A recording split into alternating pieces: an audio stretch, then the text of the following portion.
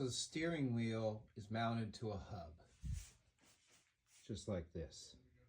The hub has a groove down the center with 2 holes for the cables to go through.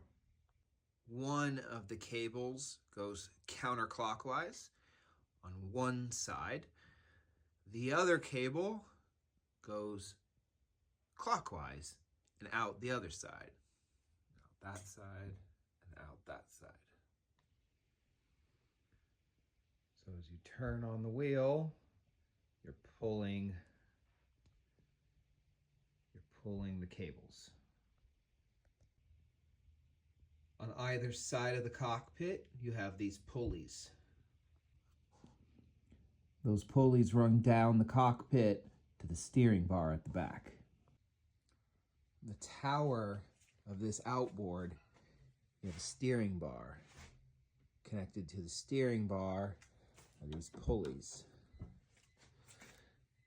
So from the hub, out around the pulley, so from the steering bar to this pulley, back over to this clamp, tie a knot in the line, and then a secondary clamp, zip ties, and tape. Help secure it all together.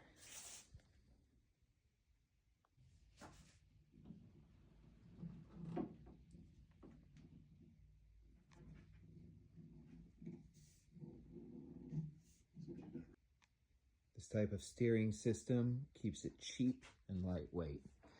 This is called indirect steering. It's called indirect because it doesn't tie off right here. It ties off over there. Direct steering, you wouldn't have that part. Direct steering, you actually get more input from the steering wheel. So turning the wheel up there does more up back here. Which we do, I actually do on my lower horsepower boats, like my A boat uses a 15 horsepower engine. This being a D mod, I don't even know how much horsepower they have, probably like 100, I'm just guessing. 44 cubic inch 2-stroke. I don't want it to do, so I don't want it to be too sensitive going 90 miles an hour. So I use an indirect on this one. So I don't get as much of an input at the steering wheel. I have to turn a little bit more than if it was direct. That was a mouthful, but I hope it made sense.